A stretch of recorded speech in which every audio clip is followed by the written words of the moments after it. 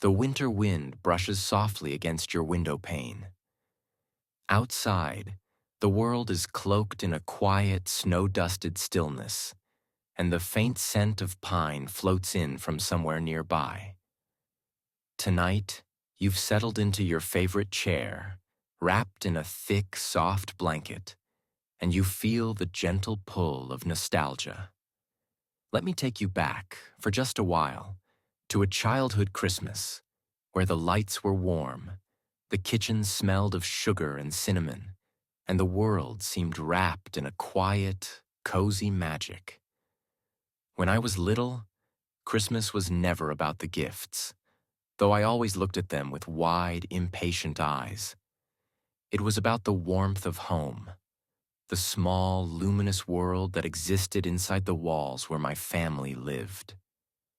The house was never very large, but in December it seemed infinite, stretched wide by twinkling lights and the soft hum of excitement. I remember the first evening when we would begin decorating. My parents would haul out boxes from the attic, some dusty, some falling apart, but each ornament had a story. I would clutch my favorite ones tightly, feeling the cold glass in my small hands, and place them carefully on the tree.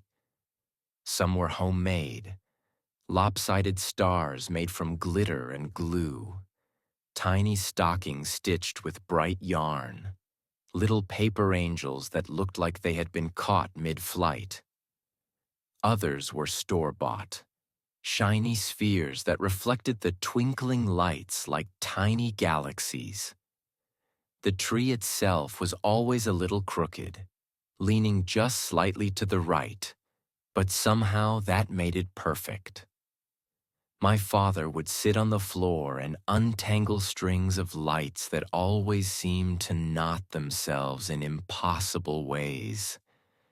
And my mother would hum softly to herself, singing a tune I didn't yet know but would always recognize years later in my sleep. The kitchen was the heart of it all. In December, it became a fragrant sanctuary. The smell of ginger and vanilla clung to the air, settling in corners and creeping up my sleeves. I would watch my mother mix dough with steady, practiced hands, and I would help in my small way, sprinkling sugar or rolling little shapes on a floured surface.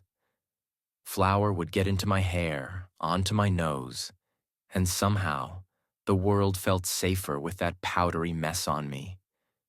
Evenings were the coziest. After dinner, we'd gather around the fireplace, the amber flames flickering in rhythm with the soft jingles of Christmas music playing somewhere in the house. My father would read stories or recite poems, and I would sit cross-legged, trying to catch every word, imagining snowy landscapes and distant villages filled with warmth and laughter. Outside, the world was cold and crisp. Snow muffled the sounds of the neighborhood, making it feel like we were in our own bubble of light and comfort. Through the frosted windows, I would watch the street lamps cast golden halos on the snow, and I would imagine little figures trudging home, lanterns swinging, hats pulled low over rosy cheeks. Inside, we had cocoa in mugs that warmed my hands as much as my heart, marshmallows bobbing in the steam, and blankets that smelled faintly of mothballs and home, a scent that now always whispers Christmas to me.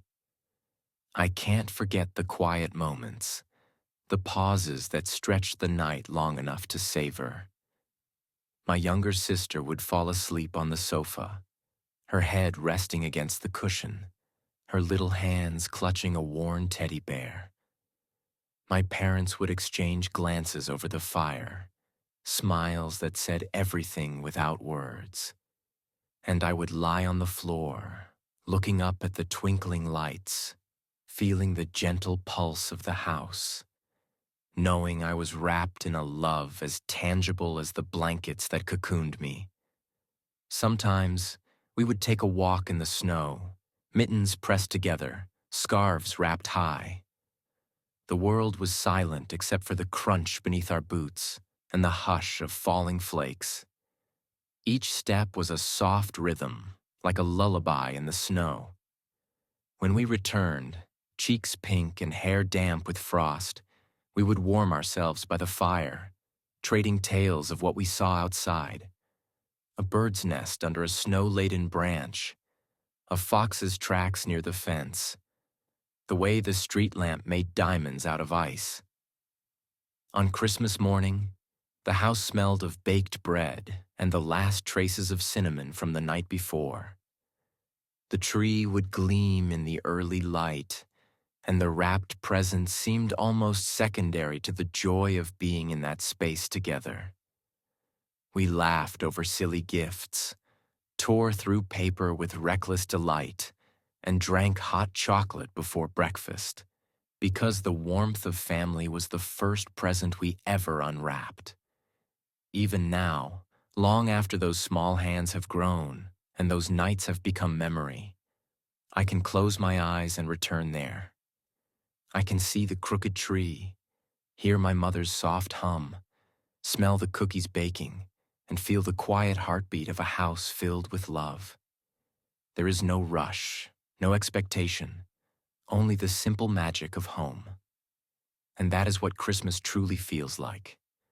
The warmth of those we love, the comfort of familiar rituals, and the gentle glow that reminds us that we belong somewhere, that we have a place where the world slows down, even if just for a moment. Now, as you sit quietly under your own blanket, feeling the soft weight of the night pressing gently against your window, let yourself drift into that warmth. Picture the twinkling lights, the smell of cinnamon and pine, the laughter of people who care.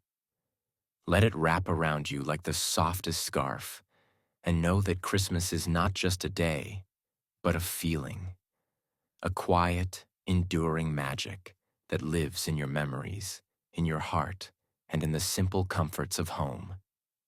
Sleep well tonight, and let the peace of these moments linger, carrying you gently into dreams as soft and warm as a childhood Christmas Eve.